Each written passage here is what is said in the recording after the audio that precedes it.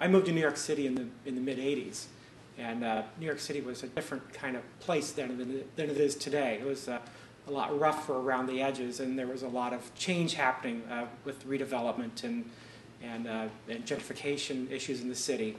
And so I became aware of Landmark West because the community groups were starting to become active at that time to protect the quality of life and sort of the inherent qualities that attract people to New York City. And I guess I first met Arlene, must have been in the late 90s, mid to late 90s, and I think it was involving changes that were starting to happen at Lincoln Center.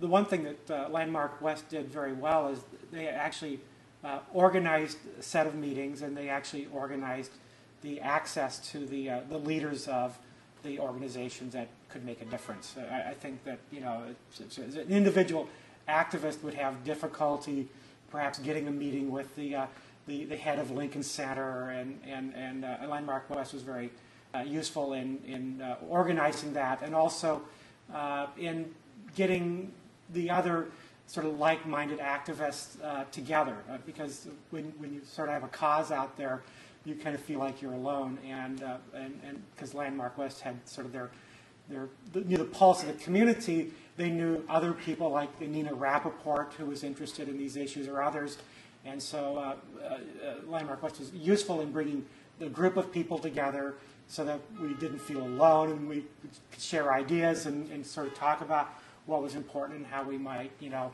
go about it, and also in organizing the meetings with the leaders so we could actually make our case and to make our views known.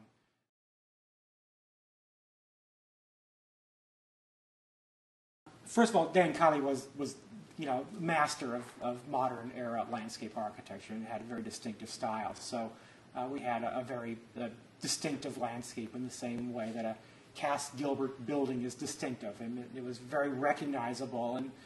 And you know, there are not a lot of Cass Gilbert buildings, and there are not a lot of Dan Kiley landscapes. So you know, it was sort of an important thing. But at Lincoln Center, Dan Kiley was really innovating in what we now sort of understand as contemporary landscape architecture, landscapes that are built on structures and built in really urban, highly urbanized places. And that was really a departure from sort of traditional landscape where trees were planted in real soil on real ground that might not have been disturbed much since the glaciers. But here things were being built over parking garages on decks, and actually accommodating a lot of density of human occupation. And so the way he dealt with it technically in terms of the soils and the shared planting of the trees in planters, and the way he dealt with it spatially as a kind of an open network that people could move through in not a highly controlled way, was actually quite innovative, and I found quite interesting, and that was important to me.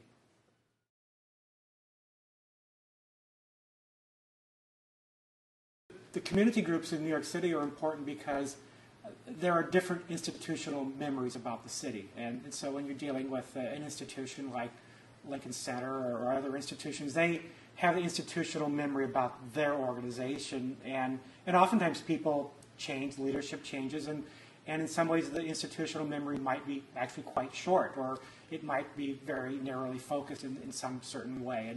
And I think the neighborhood groups, the community groups, the activists have maybe a broader sense of the institutional history, or a different depth of the history that they can bring to the project. And so I think in the case of Lincoln Center, we were actually able to make the case that the landscape was important. And I think that wasn't something that they necessarily understood. And I think that many times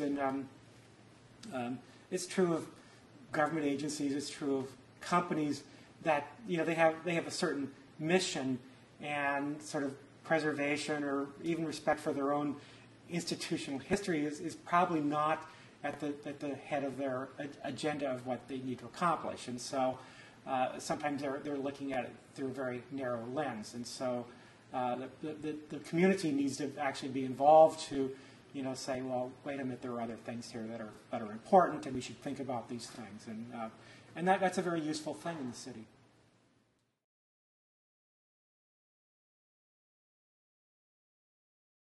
Well, I think you fight the fight because you might win, you might prevail, and that would be very good, and even if you only partially succeed or don't succeed, you create an awareness of the issues, because there will be other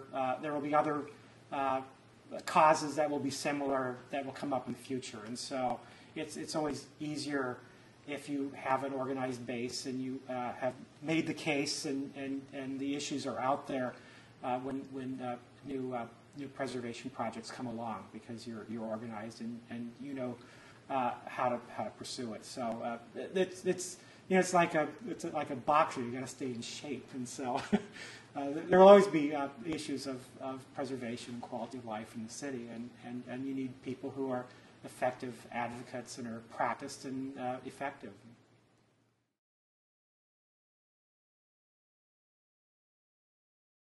I think projects like Columbus Circle or Lincoln Center have been part of that debate, and it's a debate that's not just in New York City. It's really a national and international debate, and so it's something that's happened in other cities, and so there's a larger network of people who have become involved, and there are other groups now that are involved in championing preservation of modern era projects.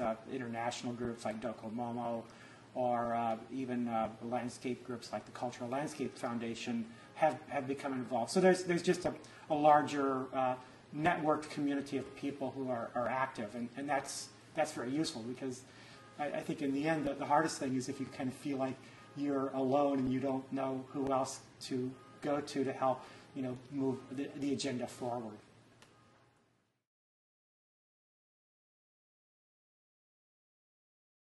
The city is always changing, and so there will always be new issues and new reasons why you need to have organizations that protect the community interests and deal with issues of quality of life and preservation. So it's probably hard to imagine what the issues will be 25 years from now, but there will be new challenges to the integrity of the neighborhoods, and so there's always a need for a grassroots group of people who actually know people and know how to get access and know how to raise some money to carry the cause forward. And so I think that's the real value of groups like Landmark West.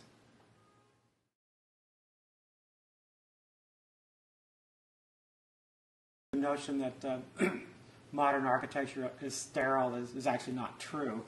That I think that modern architecture went through, there was a kind of ideological war with postmodernism, and it was a very easy target. And also there's a certain point when buildings and built landscapes go through a natural decline and need to be restored. And it's always at those points that projects are most vulnerable and most easy to attack. And fashions change and things fall out of favor. But I think the modern era projects are interesting in New York City. Even the products of urban renewal, the kind of opening up of parts of the city were actually, in hindsight, really valuable. Kind of the extra spaces that were created in places like the Avenue of the Americas, whether you like them or not, kind of changed the quality of the places in the city. And I think landscapes like Dan Kiley's landscape at Lincoln Center sort of changed how we thought about landscape, because the tradition in Central Park is really kind of open meadow formed by trees, and Kiley was actually making space differently. He was actually using bosques of trees, more in a French fashion, to create a canopy of trees. So he was creating spaces that were actually shady and made by the canopy of the trees. And today, certainly with sort of the global warming issues, one thinks that actually getting that kind of tree canopy back and creating those kind of shaded environments are actually particularly important on an environmental level.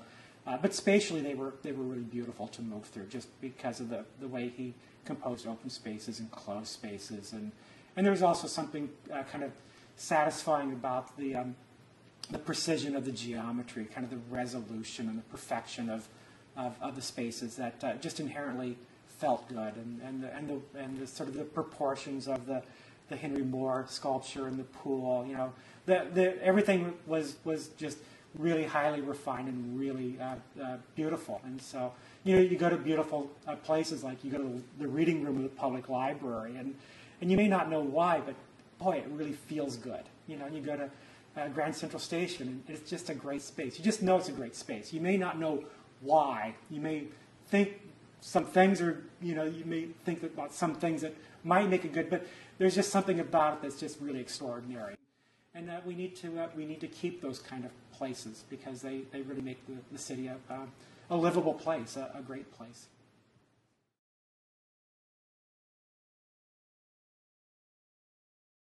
I come to landscape architecture from the environmentalist position, because I was a student in the early 70s, and that was really a potent agenda at the time. And for me, because I'm interested in cities and want to live in New York, from a very young age, for me, making cities really livable is an environmentalist position, because cities have an inherent kind of efficiency in terms of the density of spaces and the social dynamics that is really a kind of sustainability response, I think. And I always thought that making good urban environments was a way to prevent unnecessary exploitation of natural resources in suburban areas or in rural areas. And so if you think about the city in that way, you realize that on one hand, it is a very efficient place.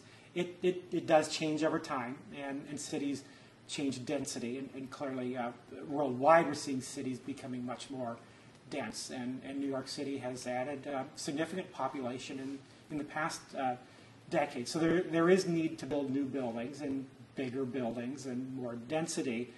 And it's really then a question of finding that balance between sort of the scale of the street and the social spaces of the parks and those places, and the needs for the city to kind of continually reinvent itself and rebuild itself, and renew its infrastructure and things.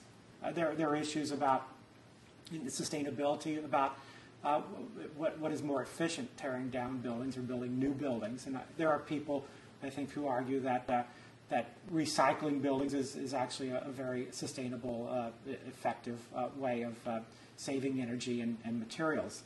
It's a good reuse, if you will. So it's really finding the right balance, because the city is going to continue to change, and it's you want to preserve the things that are really valuable and important, but you don't want the city to become a fossil either.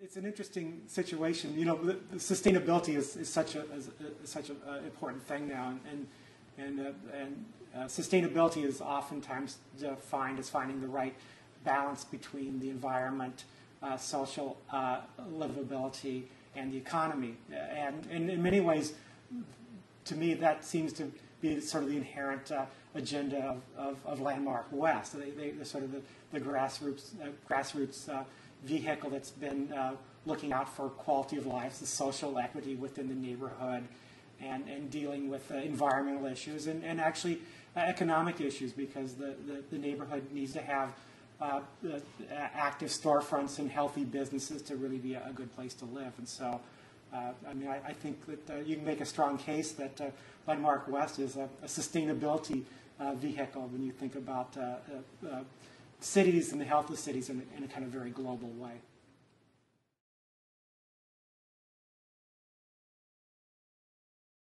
The institutions that occupy it, like any institution, don't want the restrictions. They're worried about their own day-to-day, selling tickets and making sure that they're their patrons, the donations and things, and so they're really focused on